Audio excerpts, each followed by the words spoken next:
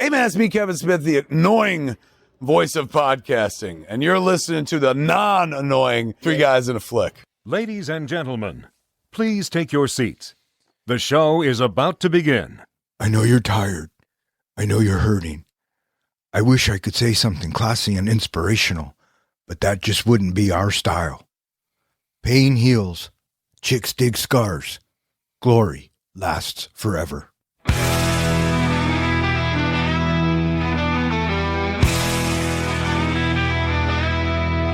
Three guys and a flick with Duncan and John. Dive into the movies well after the dawn. From the good to the bad to the wildly absurd. They give a fuck about films. Their voices are heard. Welcome back. You are listening to Three Guys in a Flick. This is where we review the good, the bad, and the absurd. Tonight's episode, The Replacements. Beware spoilers. Coming to you from the Washington Sentinel's press box, my name is Don. And to my right, we have the comic book guy, John. Let's play some ball. And to my left, we have the professor, Ken. Hello, everybody. Hey, guys, is that John Madden and Pat Summerall over there? It might be. I would have no clue. Oh, my God. Do you remember Sundays growing up? Yeah. They were the voice, right? Mm-hmm. Oh, I was happy to see that in this movie. Tonight, we are talking about The Replacements. The Replacements comes to us via the Broncos helmet and was submitted by Jason W.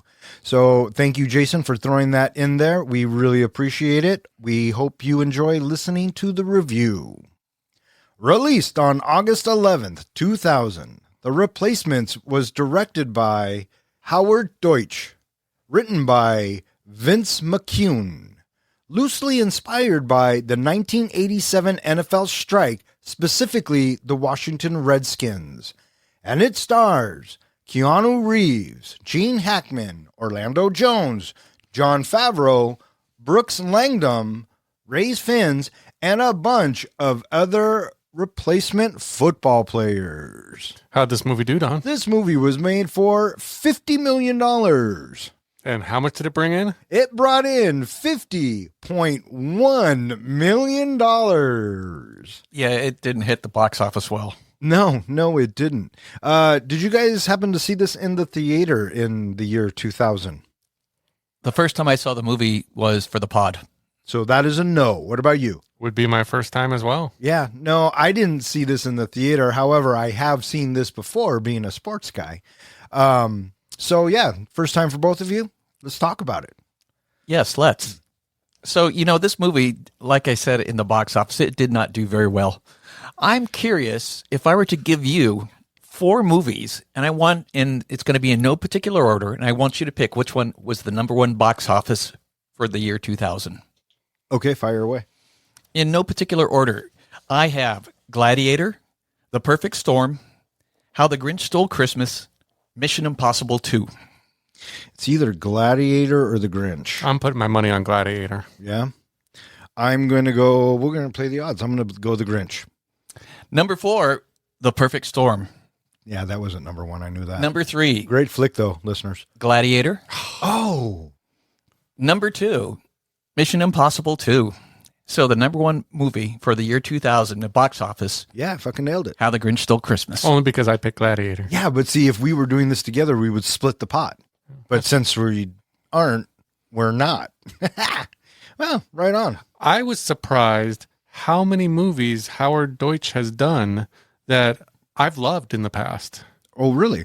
Yeah, I am a big fan of Some Kind of Wonderful. I would love someone to put that in the helmet, please, and thank you. Knew it. And Pretty in Pink. I mean, that's just a classic movie. Yeah, let's throw that in the Broncos helmet as well, please and thank you. I like the whole 10 yards. He didn't do the whole 9 yards, which is better, but I enjoy me some Bruce Willis as a mobster in Therapy. What about The Great Outdoors? Yeah, it's all right. It's okay. It's one of those late 80s, Dan Aykroyd, John Candy. So on paper should be hilarious, but I remember not loving it. So if someone could throw it in the helmet, I'd love to give it a rewatch. Please and thank you. Yeah. Howard Deutsch, he is largely known for TV stuff. He does a ton of TV stuff. Yeah. He's not necessarily a big screen guy. I know that you didn't watch football all that much growing up there, comic book guy. I'm pretty sure you did, Professor. Do you remember the 87 strike? Specifically, no. It did not ring a bell. Oh, I remember it. I remember it being all over the news. I remember the outrage over the replacement players playing. And I also remember that is the year the Washington Redskins beat the Denver Broncos 42-10 in the Super Bowl. So this movie automatically drops way down on the fucking score list. So just wanted to throw that out there. This is not our first Keanu Reeves role. Or our second. What did you think of him as Johnny Utah? I mean, Shane Flacco. You know, his character, in my own personal opinion, I feel like that this is what Keanu Reeves is probably like in real life. I'd buy that. What about you? He's really good at playing the same mellow, chill character in just about every movie he's in. Yeah. I mean, you could take Shane Falco out of this movie, put him in Matrix, and he's Neo right away. Same personality, same everything. Maybe. I remember being a Keanu not like her very mucher kind of guy in the 2000s. And I think I remember not liking this movie all that much because of Keanu at the time.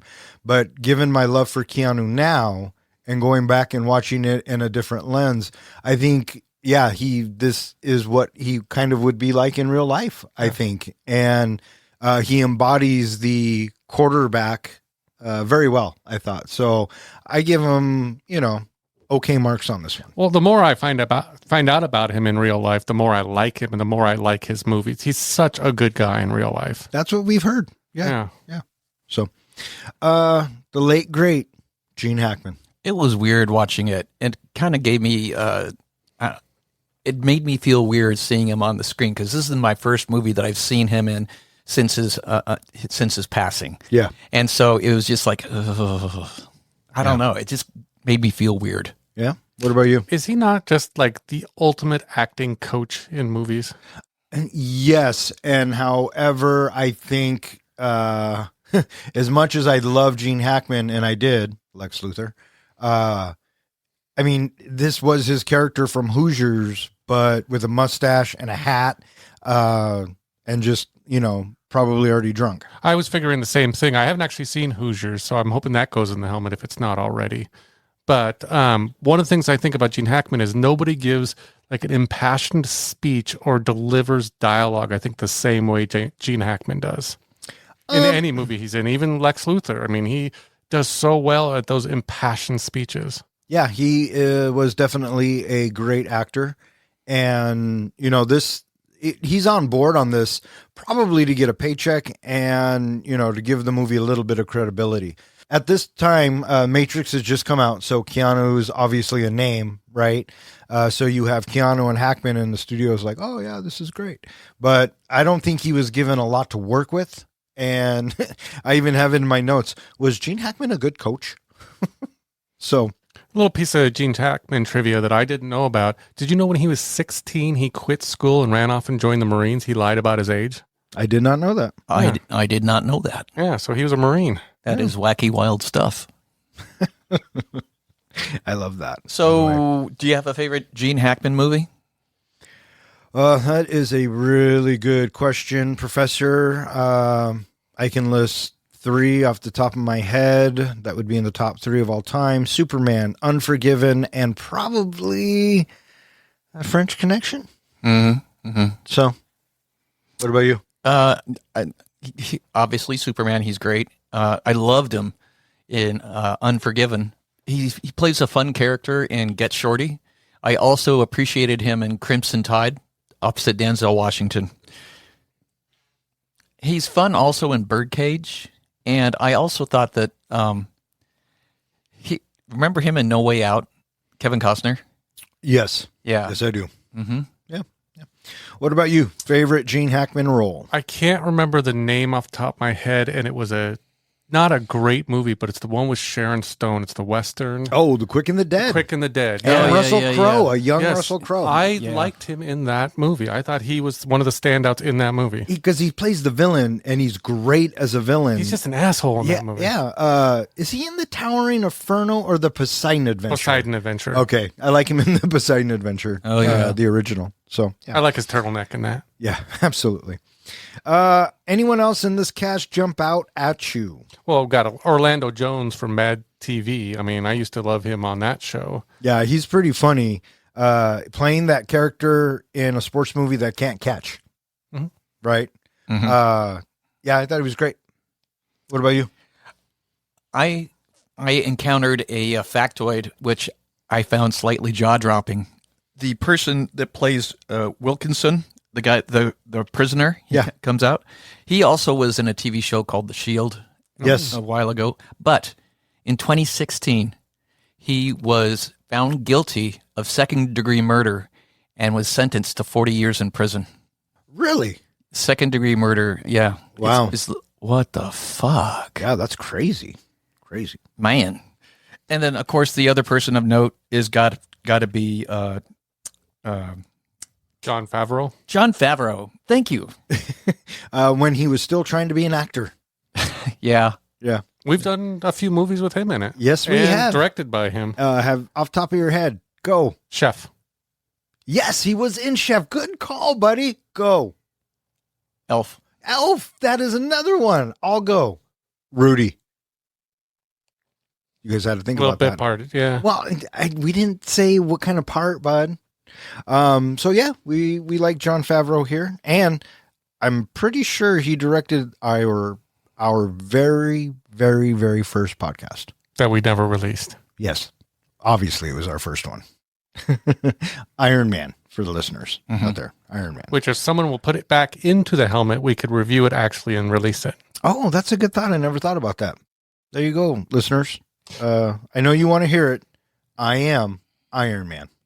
One person that I didn't really even clue in on until I started doing my research was Ray's Fans, I think is his name. I don't know how to pronounce his last name. The kicker. The kicker. How many things he's been in that we've loved? Oh, absolutely. The first thing that pops into my mind is Notting Hill. That's where I know him and love him. I love him as the obnoxious roommate. He is so good in that. Yeah, he's so adorable, so likable. He's in Little Nicky. Yes, absolutely. He's one of his brothers, Little Nicky. Listeners, please and thank you. And He's- Notting Hill, I guess. Luna Lovegood's dad Yep. in the Harry Potter movies. Yep. He was in The Amazing Spider-Man as Kirk Connors, Yep. the lizard. Yeah, he's been in a lot of shit. He was even in Venom Last Dance. Wow, there you go. So he's still making movies. And I really enjoyed him in this. I liked his character, the oddball kicker. Mhm. So, yeah, what'd you guys think of him in this character?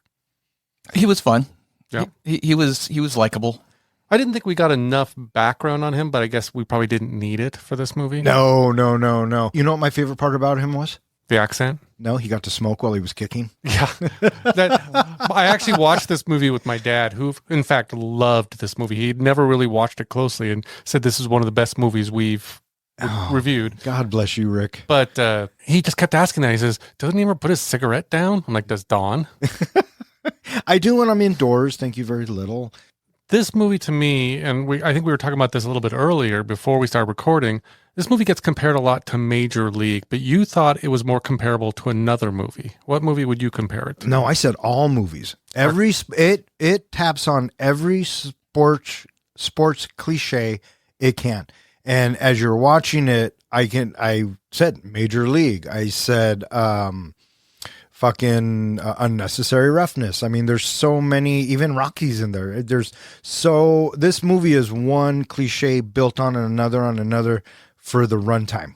Is Keanu believable as a quarterback? I believed it. Yeah. I was curious to know how much we actually see him actually throwing the football. Well, apparently he actually, it was during Point Break. He hooked up with a former UW head coach, right? Neuheisel. Yeah. And he showed him little tips and tricks. And I guess he also... They went to a 3-week football camp. Yeah. And he learned the basics, if you will. So, except for that long throw, Keanu admittedly admits Yeah. It was his football stunt double. One of the funny things I was watching on the Kelsey brothers have a podcast, and they were interviewing him about this movie. And they said the first time that, because they would actually try to run the plays for the different scenes. And he said one of the first times that they were filming one of the scenes, he kept getting something wrong. And everyone's like, it's okay. This is your first time. You'll get it. Everything's good. He says the next day when they came back and were running football plays and everything, and he was screwing up, they all just gave him the silent business. You only get one time to fuck up. Yeah. Yeah. He says, otherwise, they're tired. They want to go home. They want to get it over with. He better start learning the plays. Yeah. Sports movies, particularly football movies, amaze me because that's all choreographed. But in good football sports movies, it feels like a real game. Mm-hmm. You know what I mean? And so that comes down to the actors and the stunt coordinators and all that stuff. But yeah. One of the other funny things that came up during that interview with him was they asked him, did you ever get actually hit by anybody? Did you get tackled by anybody, knocked down? And he said, well, says the director and the people told the cast, this is why you're getting paychecks, and kept pointing at Keanu. So he said, no one would hit me.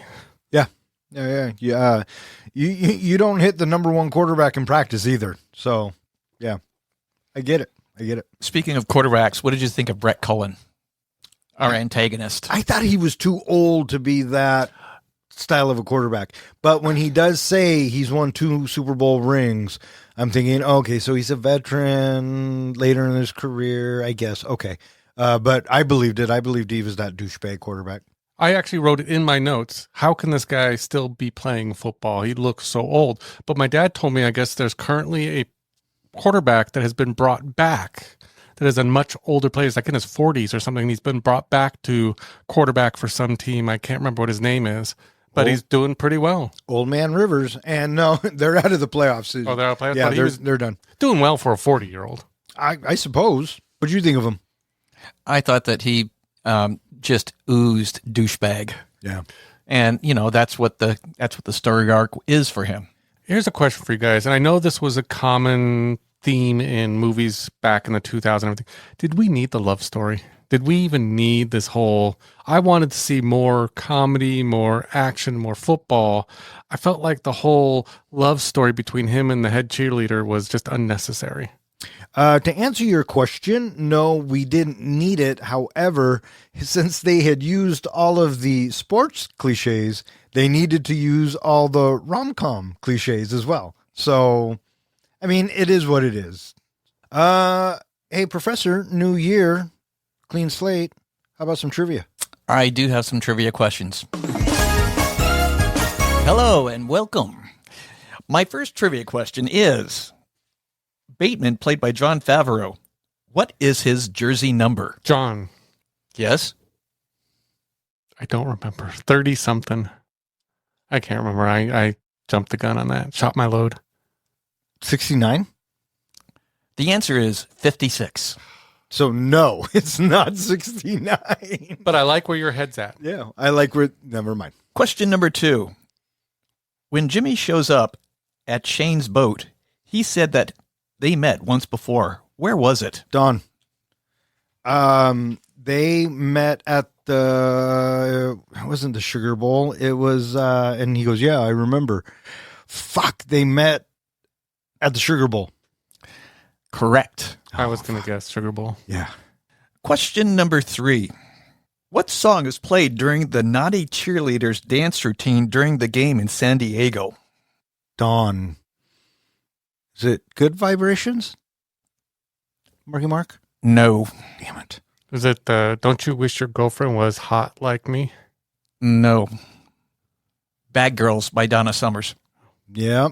Mm-hmm. It reminds you of basketball? Remind me of basketball. This soundtrack was, I thought, really good for this movie. There were a lot of needle drops. There were a ton of needle drops. Yeah. Even Julie said this is a pretty damn good soundtrack. Pretty damn good soundtrack? Pretty damn good soundtrack. Wow, that's rave reviews. Question number 4. Who is the first person Jimmy recruits for the football team? Dawn. Oh, it's the receiver. Franklin. No. John. Is it Bateman? Point to John. So, Don, you have 1 point. And John, you have 1 point. Question number 5, the tiebreaker. Before their first game, we see Jumbo eating eggs. How many do we see him put into his mouth? John. 4?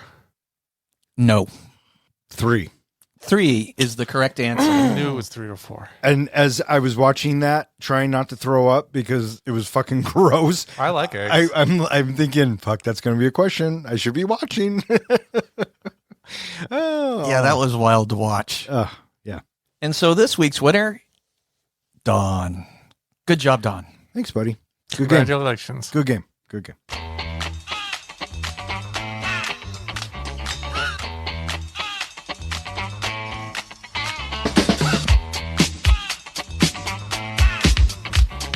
A professional football league is rocked by a players' strike with 4 games left in the season. Desperate to finish strong, Washington Sentinels owner Edward O'Neill brings back his old coach Jimmy McGinty, tasking him with leading a team of replacement players. McGinty agrees, but only if he gets full control over who he signs. McGinty assembles a ragtag of overlooked, unconventional players, starting with quarterback Shane Falco, a former Ohio State star whose career collapsed after a disastrous Sugar Bowl performance. Falco now lives quietly on a houseboat in Washington, D.C., haunted by failure. Though reluctant, he's convinced to return, give him one last shot at redemption. The replacements face immediate hostility from striking players, egg-throwing insults, and intimidation, making it clear they're not welcome. Meanwhile, head cheerleader Annabelle Farrell is forced to recruit an equally unconventional squad after the original cheerleaders walk out. Her surprising football intelligence and confidence quickly set her apart, especially in her growing connection with Falco. The Sentinels' first game is rough, chemistry is lacking, nerves are high, and on the final play, Falco hesitates, calling an audible that fails. The team loses, and McGinty delivers a harsh truth. Winners want the ball when the game is on the line. That night, tensions boil over at a bar when star quarterback Eddie Martell, leader of the striking players, mocks the replacements.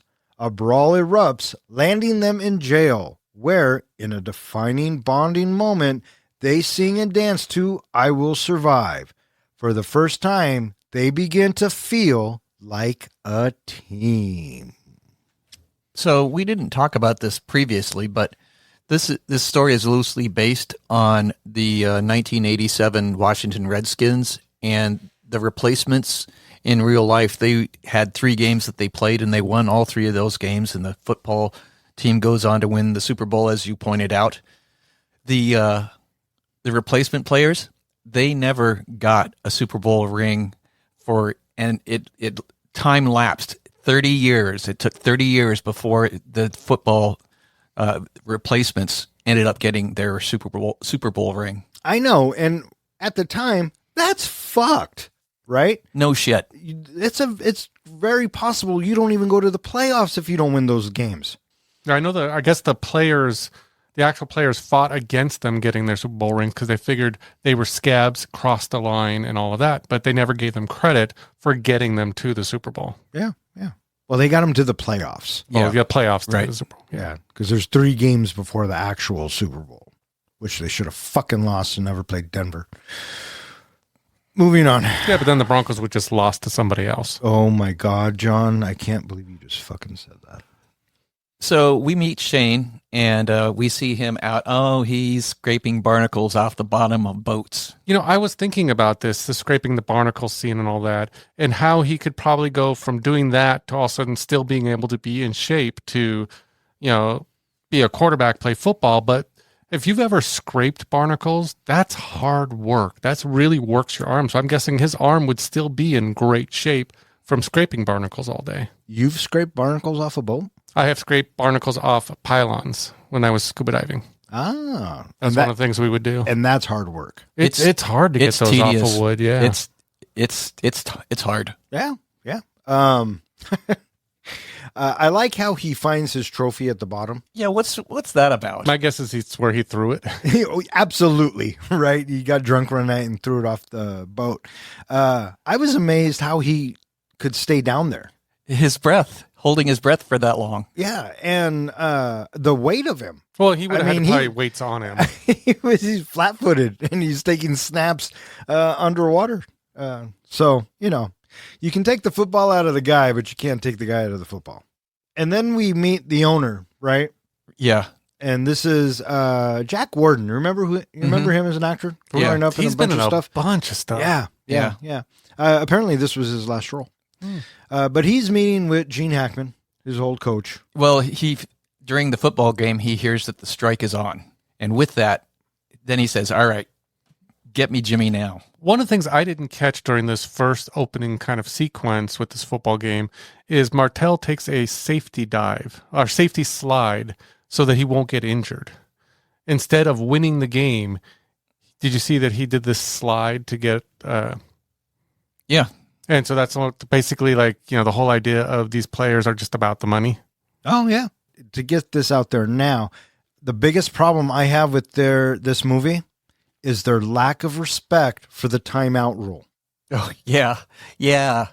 You got that? Yeah. It's like, man, where's the 45-second clock here? Well, not only that, he calls a timeout after he throws an incomplete pass. John, when you throw an incomplete pass, the clock automatically stops. Yeah. Okay. I know that. I grew up going to college football. Okay. So, yeah. Fuck this movie and its timeout usage. Anyways, moving on. I digress. Yeah, and there was one very blatant issue when they had that unnecessary roughness call, and the referee's trying to add up all the times. Oh, yeah. So anyway, as you were mentioning, the owner is talking to the Jimmy. Yeah, Jimmy. And this is where I think kind of sets up for our movie. I mean, it foreshadows what's going to happen in the end because he says... he wants total control. Total control, my picks, you don't make any changes. Yeah, and in most sports movies, when the coach or the manager or the said leader, gets picked, he usually wants, control of his players and whatnot. And I like how as soon as he goes, all right, yeah, they agree. Shake hands. Yeah, we get the montage. We get the team build, right? Like in any good movie. We also find out that Jimmy was fired for getting an argument with a valuable player. And they chose the player over the coach. So that also sets up for the idea of when it comes down to and Jimmy faces off with Martell, and Martell says, you'll be so fired because of this again. Yeah. And so we go through the cast of characters and we see how they are, what they're doing because they're not playing football. Right.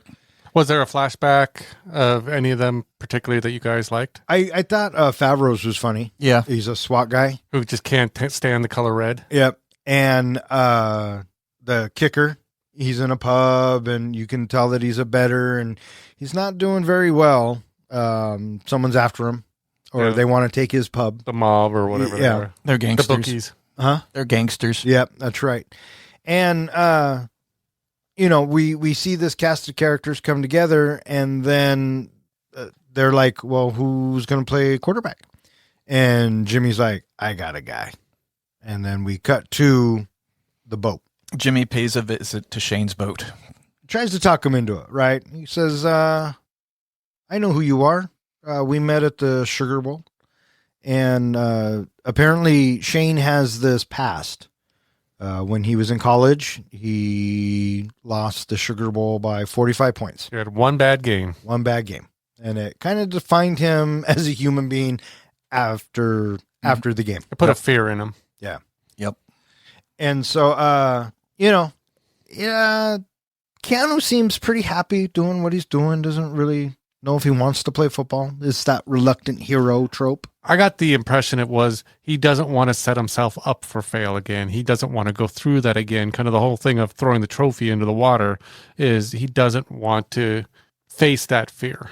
We see the bus with the replacements showing up and you have the protesters outside. That was a lot of egg throwing. It was. And what's the deal with the security? Because they were doing jack squat. I think they were just there for show. Or maybe they didn't care that they were the scab players. I Who guess. knows? They probably supported the professional players. Yeah.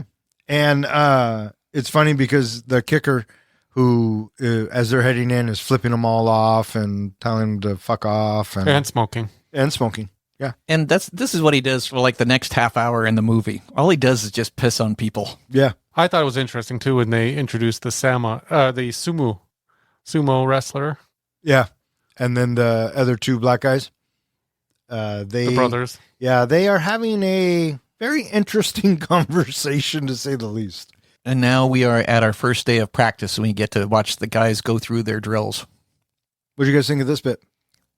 I liked it. It was fun. Yeah. I love how Shane Falco makes the googly eyes with the cheerleader, but he keeps getting his ass kicked by Bateman. We are introduced to Earl Wilkinson. He's released from prison. He was a linebacker? Yeah. Or was he the running back? No, the running back was the religious dude. Yeah, the That's religious who it dude who said he just wants to score one touchdown. Yeah, yeah. And Falco's like, maybe you can. And so we see the team getting together, and we're at practice, and Falco finally shows up, like we were saying. But they're not off to a very good start. When Falco first shows up, what do you think about his interaction with His greeting? his greeting from Martell and the other players when they flip over his truck? I was thinking this is going to be such a great callback when he's out there with his linemen, because that's all that was setting that up for, right? But it introduces us to the antagonists and, you know, Martell. Do you know what it made me think of? What movie it reminded me of? What's that? Roadhouse. Oh, sure. When Sure. every time he would know that when he comes out at the end of the night, his car was going to be trashed. Yeah, for sure. Shane, he's distracted by Annabelle. And, you know, I found it surprising how much the cheerleaders end up becoming sprinkled throughout the movie. Yeah. What's with cheerleaders going on strike too? I don't know. I don't think well- they are. I mean, they're part of the team, but I don't think they're part of the team. Well, they're not part of the same union, according to the Travis Kelce and his brother. But as she makes a comment, they only make $50 a game and they're going on strike. Oh, that's funny. And I like how she has to put her team together. Yeah. I love the tryouts. I loved watching that whole montage of different tryouts, and then eventually she just goes with the strippers. Yeah. I hear you were in Cats. That's great. Whoa. Pussycats. Pussycats. We get a little bit during this time as well. We get to see the guys starting to interact with each other when they're having their lunch in the cafeteria. Yeah. And this just shows how far away they are at this point, that they're not yet coming together as a team. It's not until we get the bar scene that we finally have them start coming together. What'd you think of their first game together? So before the game, we're told that they only get 4 games, right? And they have to win 3 of them. Yes, thank you. To make the playoffs. Yes, they have to win 3 to make the playoffs. And so this first one, I figured they would lose, but they weren't quite on sync, but there were glimmers of hope. I mean, Franklin kept dropping the ball, and Falco makes some pretty dumb moves. And that one guy pukes in the huddle. Oh my God. I had to look away. Yeah. It was so gross. Well, I figured that was kind of foretold early on in the locker room when the coach, one of the, was he the assistant coach? Yeah. Basically says, that's going to make you sick eating all those eggs. Oh yeah. Yeah. I assumed he was just going to have gas or something. That's what I kind of thought that too. Yeah. Or poop his pants. Yeah. So I have a couple of tidbits that I want to talk about that we just jumped past. Fucking fire away, guy. I was so crazy. I was so crazy happy watching Annabelle driving Shane home in her Jeep, Oh my God. weaving in and out of the traffic the way that she did. Yeah, that was pretty good. That wouldn't bother me, except that's how Dawn drives. Yeah. Well, does it bother you? We have gotten to those Comic-Cons pretty quick. Well, dude, I don't got time to play around. Someone has to get there all early. And Shane, he's so even keeled about it. He's nervous, but he's not saying anything. You're just having a conversation. Right. The other little bit that I want to talk about is how in the world do you have Mantell? Yeah. The tripwire? How does he get that set up? What is he doing in the stadium? When they showed the tripwire and then they cut to Martell and he's holding it, I'm thinking, is he holding it and is going to pull it? That's where my dumb ass went. But I'm with you. I mean, yeah, how does he get in there? He knows the security guards? Maybe. Do they let him do it? Probably. He makes $5 million a year. I'm sure he can get in wherever he wants to get into. Yeah, I think like that. That's how he does it, Professor. It was pretty fun to have Bateman tackle some of the cheerleaders, though. So now we're into the game, and, you know, I got to say that when we have the 2 delay of game penalties right off the bat, and then right after that, you have a fumble, holy shit, the game is off to a horrible start. Yeah, oh, yeah. It sounds like a lot of games I've seen before. Did it feel a little bad news bears to you? No, not necessarily. Okay. Yeah. Do you? A little bit. That's one of the movies we quoted as it reminded us of. Who's we? My dad and Julie. Nice. And Nana. Now, as for the vomiting part, a former Seattle Seahawk, Brian Bosworth, he had a biography written about him, and he talked about in his high school days, he and his fellow linemen, they would eat big meals right before the game, and they would use the tactic of throwing up out there on the line to freak out the other side. Gross. And I cannot handle barf at all. Neither can I. Not- Just thinking about it, dude. So stop talking about it. Yeah. You're gonna stop it. Dude, that's not funny. So, you know, they lose the game, and then they're lamenting their loss at the bar, and who shows up? But the not on strike players. Yeah. Or, no, I'm sorry. The real the- Washington Sentinel players. Mantell and his goons. Yes. And, of course, you know a fight's going to break out. However, I think Martell really does deserve to get hit. Oh, yeah. I mean, he's making fun of the dude from The Office and who's deaf. And Shane's not having it. That is so low. One of the things that I want, there's a lot of great lines, I think, in this movie, a lot of great dialogue. And one of the things I like is when Falco says to Bateman, remember that rule I told you about not hitting the guys in the red Stopping on shirts?" red. Yeah. Just forget that. Yeah. So we end up in the drunk tank, if you will. And everybody's talking about the fighting. And then it's like, hey, wait a minute. You were hiding behind the jukebox. So Franklin comes out and he starts, they start I Will Survive by Gloria Gaynor. Do you guys like this part? Do you know why they did the electric slide? Why? Because that was the easiest dance to teach them. That makes sense. That makes sense. I for one will admit I had to roll my eyes. How many times has this song been used in a movie in this exact moment? It's right? a go-to. Yeah, yeah. But we've already been there, though. Come on, couldn't we pick someone else? So that's my own little nitpick. Well, it's one of the 87 needle drops we get in this movie. Yes, yes, it was. Good grief. And then here it is. Okay, so this is how they start to bond. I get it.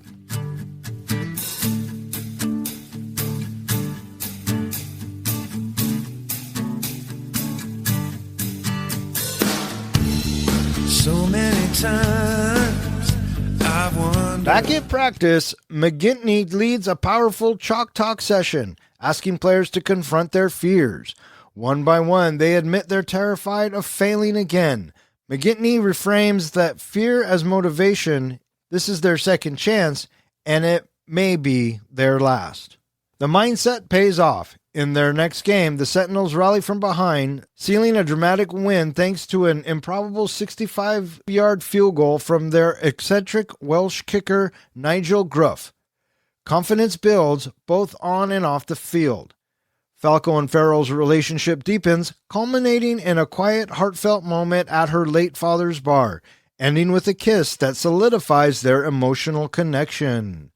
The team continues to win, pulling off a scrappy road victory against Phoenix, but momentum is threatened when O'Neal reveals that Eddie Martell has crossed the picket line and the entire Dallas team, the league's defending champions, has done the same. Dallas is next on the schedule. Doubting Falco, O'Neal pressures McGinty to start Martell, breaking his promise not to interfere. Reluctantly, McGinty gives in. Falco, heartbroken but graceful, informs his teammates. They toast him in farewell, recognizing what he's meant to them. Ashamed and defeated, Falco avoids Annabelle, standing her up on their date. Cliché number 482. So we have Annabelle. She stops by the boat, and they chat for a little bit, wondering if he needs a ride. And we're thinking maybe there could be some chemistry here. Maybe starting. Yeah, but didn't she tell him she doesn't date football players? Especially quarterbacks. Yes, and in the NFL, it's a very strict rule as well that those two groups will never associate with each other. Yeah, well, she gave up on that real quick. Yes, she did. We're also reminded that this is a temporary thing because Falco even says one of the reasons why he's hanging out at the boat is he has to keep his customers for when this is all over. Sure. He's thinking ahead. Good move. And then we have Shane. He shows up again, and no, what are you doing here? I'm not in your spot. And they're like, well, we You're in think his you spot. are. Oh, yeah, you're in the other guy's spot. And so they roll his truck again.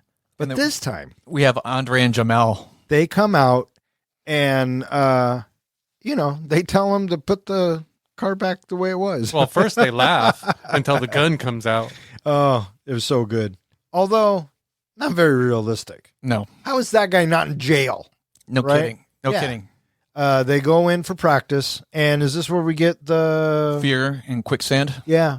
Well, it starts with spiders and then bees and then quicksand. Because McGinty is like, what scares you guys? What are you afraid of? And I think he's meaning it on a deeper level.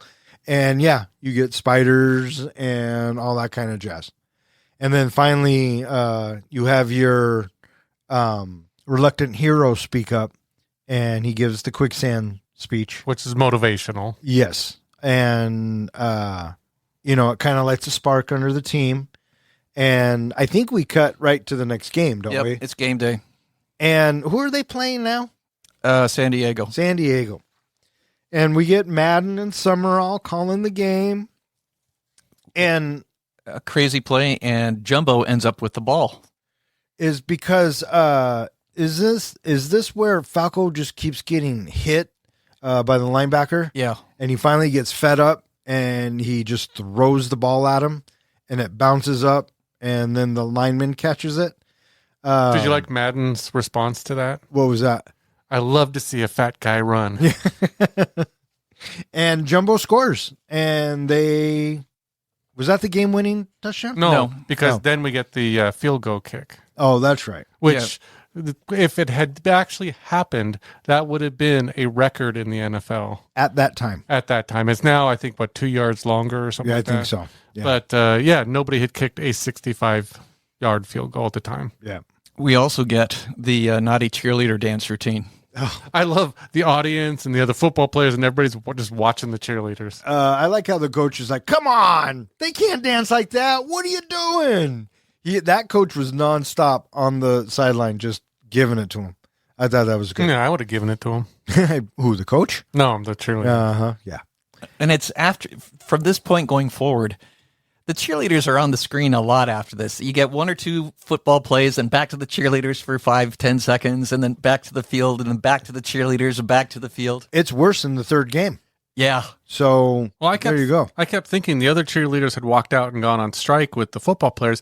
I would have kept these stripper cheerleaders. Yeah, you would They have. were getting more attention. The fourth game, because the third game was away. Yes, that's right, because they don't travel with the team. Mm-hmm. But I like how the coach is like, that one stripper just smacked the other stripper's ass. Throw a flag. So, yeah. And our Washington Sentinels win their first game. Well, I like before the actual field goal kick, nobody knew whether or not Gruff could actually kick the ball because he was just this lanky guy walking around smoking a cigarette all the time. And did you like how he was smoking when he made the kick? Uh-huh. Yeah, he smokes all the time. I love the smoking in this film. Does that replace the point that you took away? No, Okay. no, not at all. So apparently now we're back in town, and we have Shane stopping by Annabelle's bar. And I get what you're saying. At this point, I don't know if you really need this in the story. But as far as, quarterback wooing cheerleader stories go, it's not awful. It felt very some kind of wonderful, very pretty in pink, like that director, the stuff that he had been used to. I was thinking he gets there First of all, she invites him, right? Come have a beer. Yep. Well, she's closing and she kicks everyone out and just keeps him in. Yes. And she invites him for this beer. He comes, she gives him not even like a full beer, but like a half a beer. He takes like 2 drinks. They share some googly eyes, and then he leaves. But he does that cliche rom-com thing of he leaves, he thinks about it, and then he turns in and goes in for the kiss. We get another needle drop. I can't remember what it was at this particular instance, but there's a needle drop because it's very faint. Every breath you take. Yes. And yes, because I was thinking, wow, that's a really creepy, stalkery song to be playing in this moment. Should have been Roxanne. Yeah, there you go. Wait, are you implying that she was a street worker? You take it as you wish. Well, you're the one that said it. She came from Melrose Place. Is that where she's from? Yeah, I guess she'd done some Melrose Place. She didn't do much after this, though. She's been in a lot of TV, I guess. Yeah, she does a lot of TV. Oh, yeah. I remember her from this, and that's about it. So now we are on to the game day. And this is the whole bit where Franklin cannot keep the ball in his hands. This part cracked me up when the amount of glue because that's illegal in football, right? Yes. The fact that he's walking out and it's just dripping off his hands, he's stuck to everything. Nobody even notices. The refs don't even pay attention. Oh, I know. And it was another sports cliche, the guy who can't catch the ball, right? I mean, his hands are dripping and he's holding on to the ball. Did you know about the deleted scene? No. In this movie, every time we see Franklin, he's pretty much carrying a football.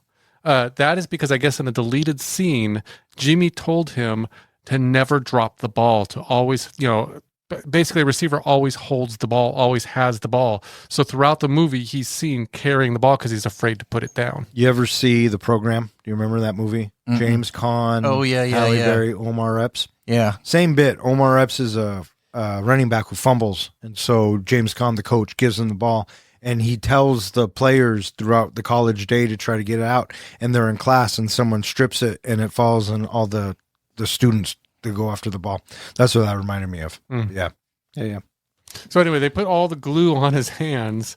Like I said, that was just crazy. Well, how about the fact that the referee has to pull the football off of his hand and the referee does nothing?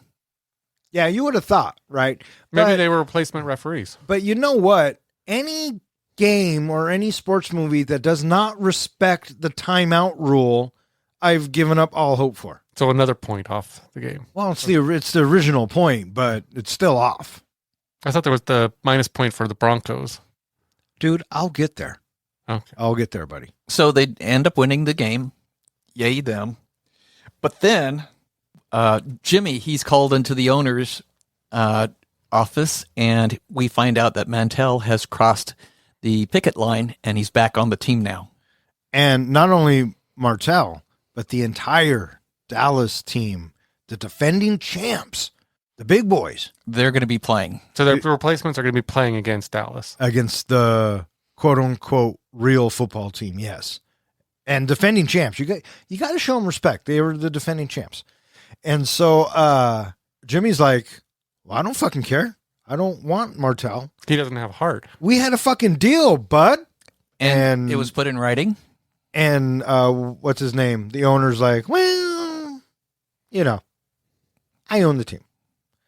And so now Jimmy's stuck between a rock and a hard place, right? You have the prima donna, apparently the best quarterback in the league at the time, although he doesn't play like it. What's his name? Falco. I was actually surprised that Jimmy folded. I thought Jimmy would have basically said, then I quit.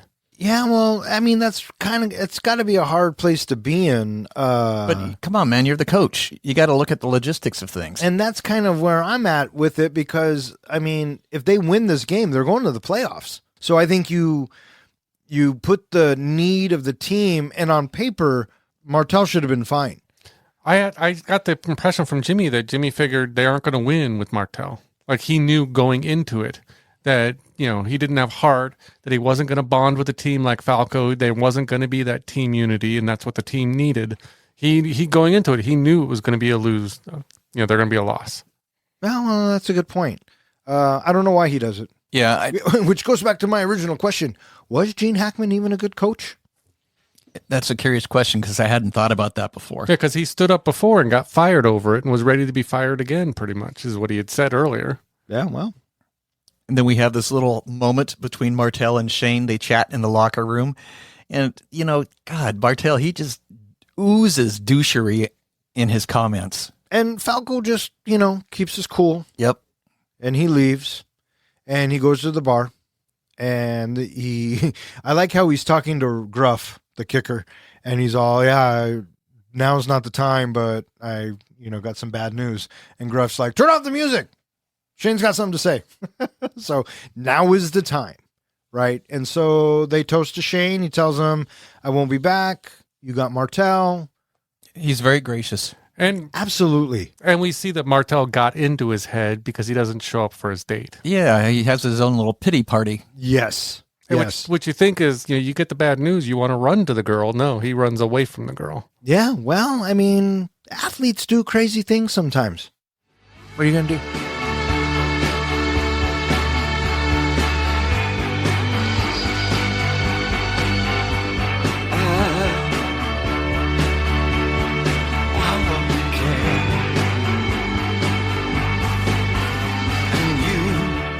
The Dallas game begins disastrously. Martell clashes with the replacements, ignoring play calls, blames teammates for his mistakes, and leads the Sentinels to a humiliating 17-0 halftime deficit. As McGinty speaks to a sideline reporter, he famously states that what the team needs is miles and miles of heart. Watching from home, Falco hears this and realizes it's his call to return. Falco rushes back to the stadium, McGinty benches Martell, and the team physically throws him out of the locker room. Reunited, the replacements rally behind Falco. He reconnects with Annabelle, apologizing and reaffirming their bond. Knowing the strike officially ends the next day and that this is their final moment together, McGinty urges the team to leave everything on the field. The Sentinels storm back, narrowing the score to 17-14.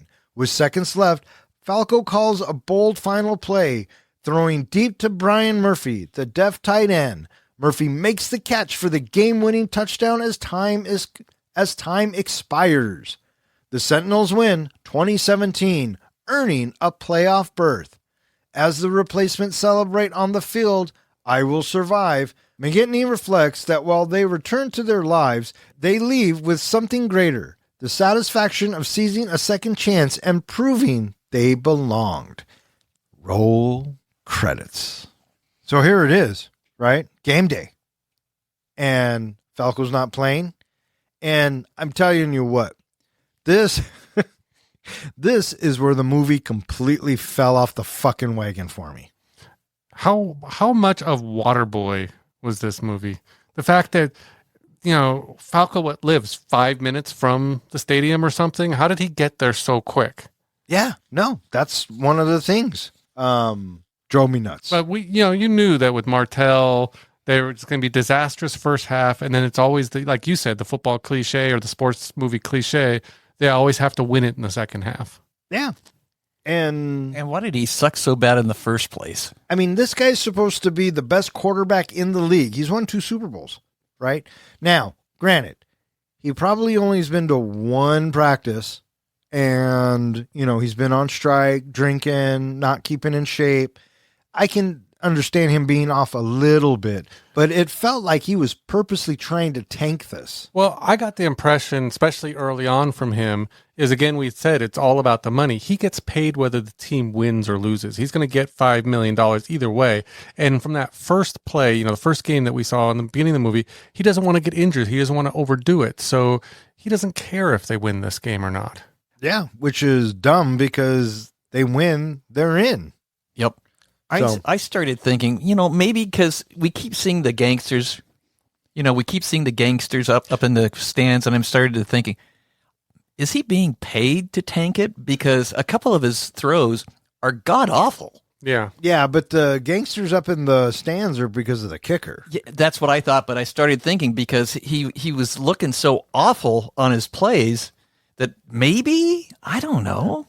Yeah, absolutely. Speaking of the gangsters, was it that they had basically told Gruff to throw the game, and that's why Gruff apologized? I think so. That's why he can't kick that field goal because later on in the game. And Falco, We finally hear it.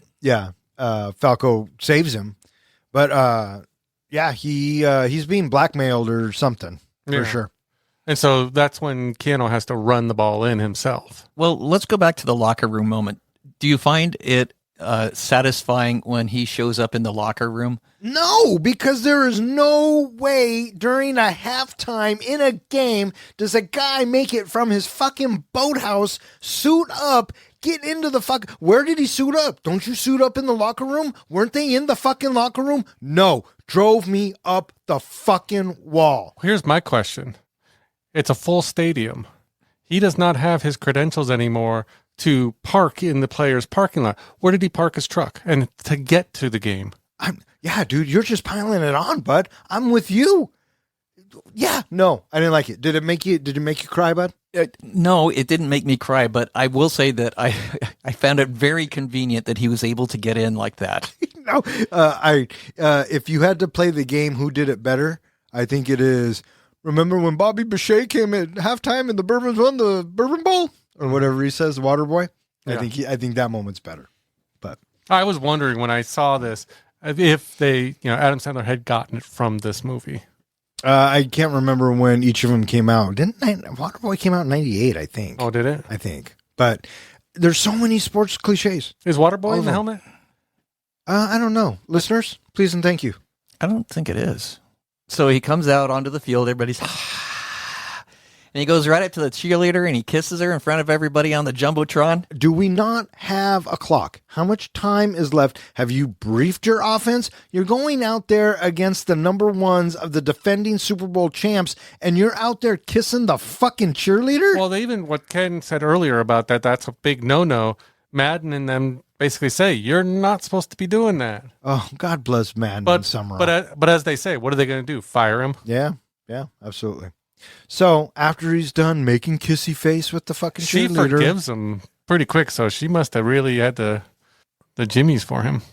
Well, he is Keanu, bud. Yeah. I would have forgiven him too. So, here we go. And the team takes off and they start kicking ass. Because naturally they're going to win this, right? Yep. This isn't one of those deep sports movies where they make you watch your heroes lose. They did get me, though, when Keanu runs the ball in and does a little flip over into the end zone and makes the touchdown and they call it back. I thought the game was over at that point. I thought, okay, that's the big win. Now they have to redo it. Yeah, of course. They had to throw the flag. There has to be that drama. Mm-hmm. But this is where we also revisit a line from earlier on when Jimmy basically says that what do you want to do? Well, winners want the ball. Well, no, yeah, and he asks Keanu, "What do you want?" And Keanu says, "I want the ball." And that, yeah. And he makes the comment of course, winners do.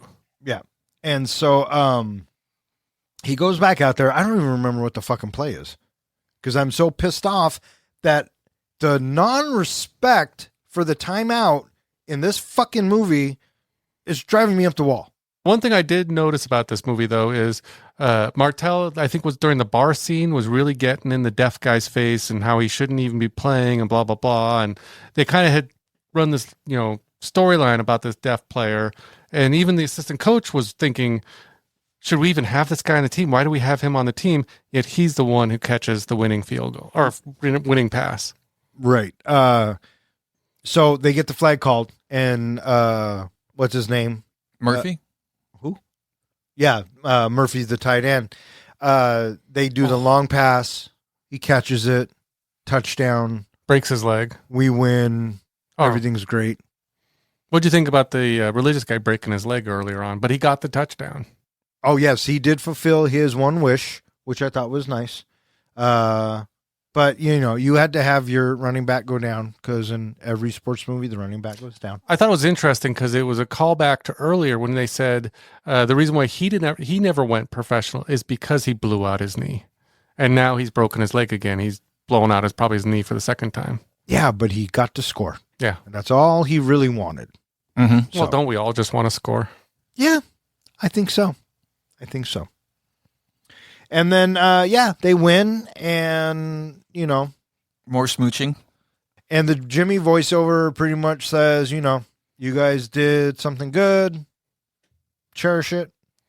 Good job. All I kept thinking was, they had their second chance and everything, and now they get to go back to their shitty lives.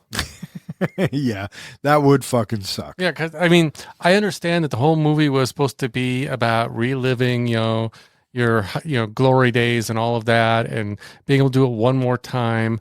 But I kept thinking it was just depressing, thinking that does that one guy go back to jail? Does the other two go back to working for the rock star? The other guy work at the convenience store. Just kind of depressing.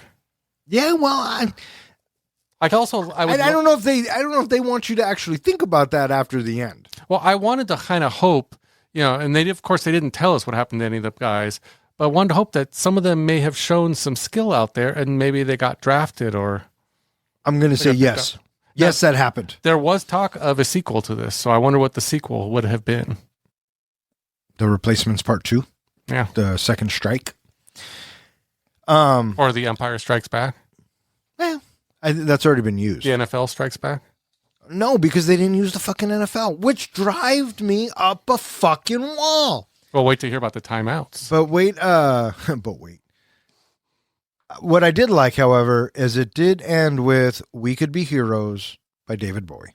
Mm-hmm. I think that might be my favorite needle drop on this soundtrack. It was appropriate. Yeah, I think it was. I would agree. And that was The Replacements.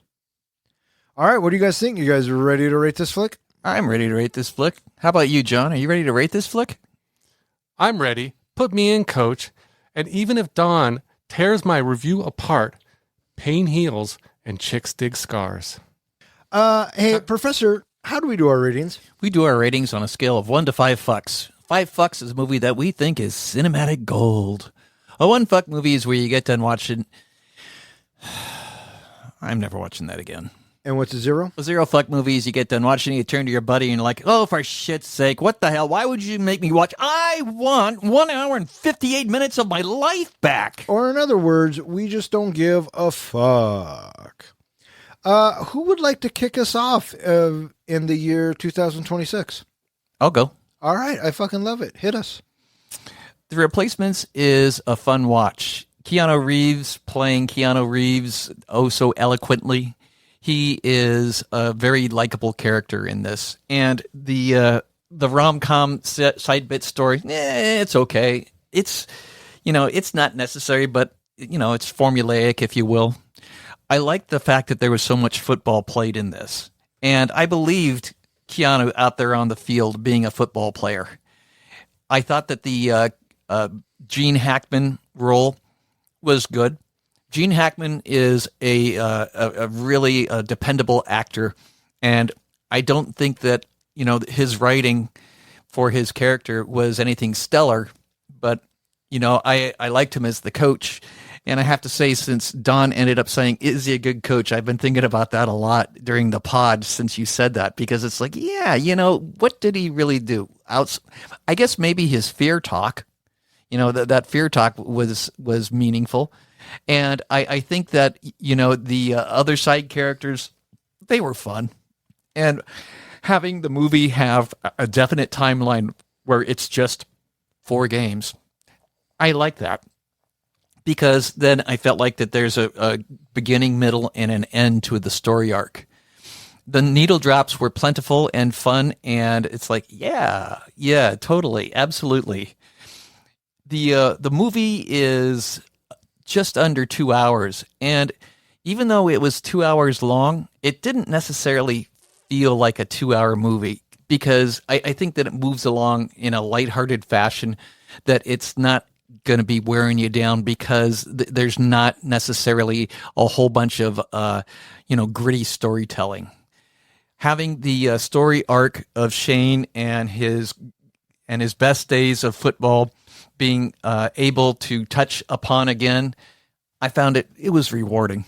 And I think that outside of, the inconsistencies that drove Don up a tree with all of the inconsistencies that it's not following, I didn't mind it nearly as much, and so it didn't bother me or take me out of the movie. I find this to be a 3.5 fuck movie. 3.5 fucks from the professor. You or me there, guy? I can go next. All right, buddy. But so we're starting over, brand new year. You want to guess my rating? You are going to give the replacements 3 fucks. Is that going to be your final answer starting off the year? Yes. Okay. The replacement. Wait. 2.75. Final answer? Final answer. The Replacements is one of those rare sports movies that actually made me want to root for the team. Keanu Reeves is a little flat for most of it, but that's kind of his thing, a quiet intensity that eventually builds to a big payoff. The whole movie has a strong Major League Bad News Bears vibes, which works. Gene Hackman is an absolute pleasure, especially in coach mode, and the dialogue is surprisingly inspiring. My main issues are a romance that feels unnecessary and wanting more of a positive closure for these characters that we grew to care about. I'm not big on sports movies, but I enjoyed this one, and if it's on, I'll watch it again. It's for those reasons I'm giving The Replacements 3.5 out of 5 fucks. 3.5 fucks from the comic book. Wait, 3.5 fucks? 3.5 fucks. Wow. This is actually of the sports movies we have watched besides Dodgeball. So I like this one. Well, good for you, buddy. Who knew? I'm happy for you. All right, I'll go next. The Replacements was one sports cliche after another. You've heard me rant all night long about the inconsistencies, the blatant disrespect to the timeout. So the movie was fun. It was nice to see Keanu not wielding a gun or jumping off something and just getting back to Keanu. And I thought he was an absolute delight. Overall, the needle drops were fun, kept us moving along. I felt like Gene Hackman did a great job, although I don't know if he was a great coach, so it's one of those unanswerable questions. The rest of the cast of characters were cast of characters before they became who they ultimately would become, so it was nice to see him in that. Overall, I didn't hate it. I didn't fucking love it, thanks to their disrespect of the timeout. But it's for those reasons I'm giving The Replacements 3 fucks. With 3.5 fucks from the comic book guy and the professor, and 3 fucks from yours truly, that gives The Replacements an average of 3.3 fucks, which now puts it in the 21st spot with Mallrats, Demolition Man, The Other Guy, Scarface, The Greatest Showman, Big, Airplane, Superbad, and Donnie Brasco. It is slightly better than Once Upon a Time in Mexico, Chef, Roadhouse, Dr. Sleep, Grosse Point Blank, Grandma's Boy, Doctor Strange in the Multiverse of Madness, RoboCop, Krampus, and The Campaign. And it is slightly worse than Whiplash, Sicario, Barbarian, It's Chapter 1 and 2, Tremors, National Lampoon's Christmas Vacation, Tango and Cash, Summer School, and Ocean's 12. Can I leave you guys with one more thing about this movie? Go. If you think about it, Martell, who was a complete ass throughout the whole movie, got kicked out of the locker room in the end of the movie, almost lost them the game, still went on to get his 3rd Super Bowl ring.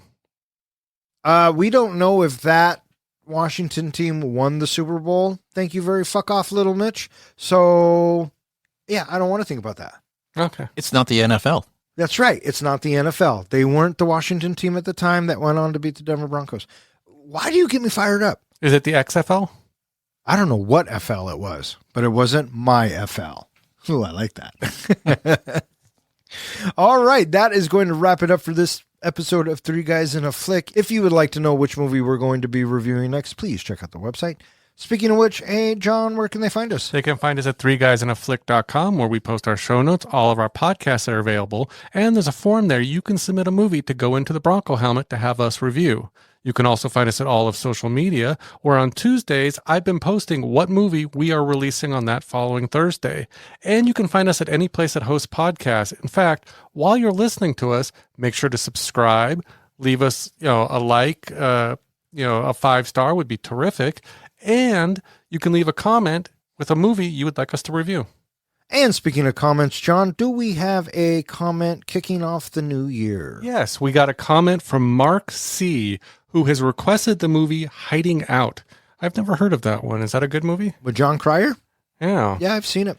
The comment that he left is, guys, I've been following you since June and have listened to about 100 of your shows.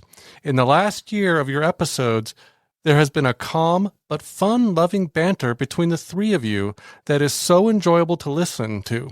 And I'm also curious if the professor is the one singing the intro song.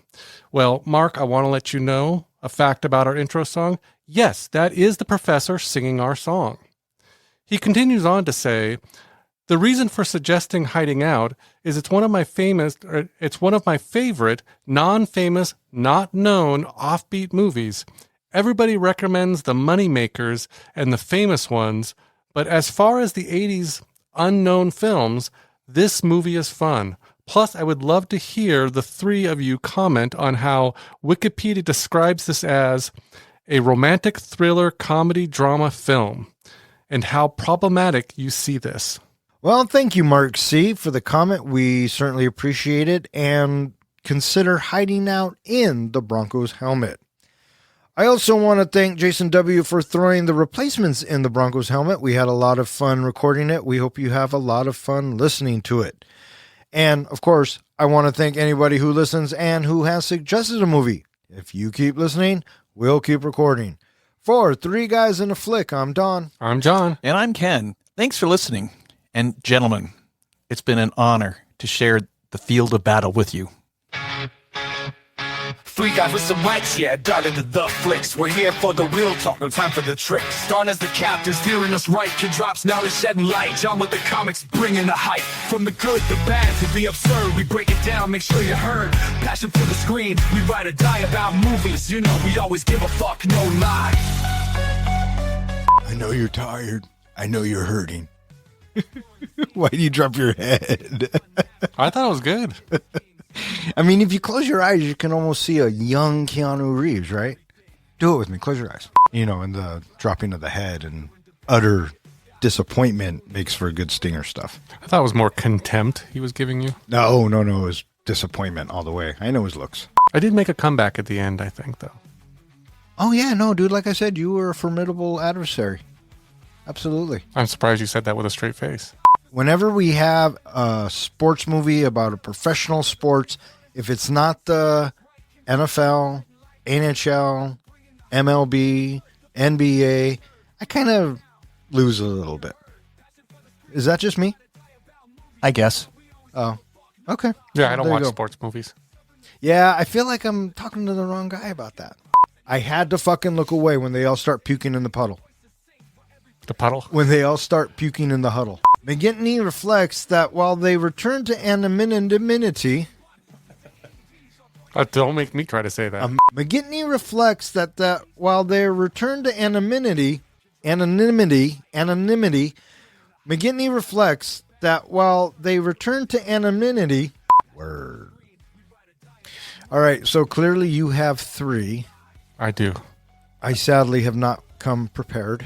I didn't think about it until 2 minutes ago. Well, no one expects you to think about it. This is how we're going to start the year off. I know, and I feel like I'm letting him down. That's all right, a disappointment. Give me a second. Give me a second. Do you need a Replacement. timeout? Would you like me to start while you think? Yes, go. The rear assments. Oh, that's not bad. The rear-miasmen. And the rear endowments. The rear endowments. Interesting. I have the replacement hookers. No, that's terrible. Could you be the replace penis? The repussments. Now I'm just grasping at straws here. This isn't even right. I expect you to come prepared next week. I will try and come prepared next week. What about you? Are you going to come prepared next week? Anything else for the greater good? The greater good. Jesus. I know. wasn't We looking took at a the- year off. We haven't said that in a year. And the moment we do, this guy's not even fit. I'm doing something too, but I fucking got it. And may all your days and nights be filled with happiness. All right, fuck off. Good night. We hit the sky, so tune in, 'cause thrill, catch the vibe. As three guys in a flick, keep the passion alive. Fuck that.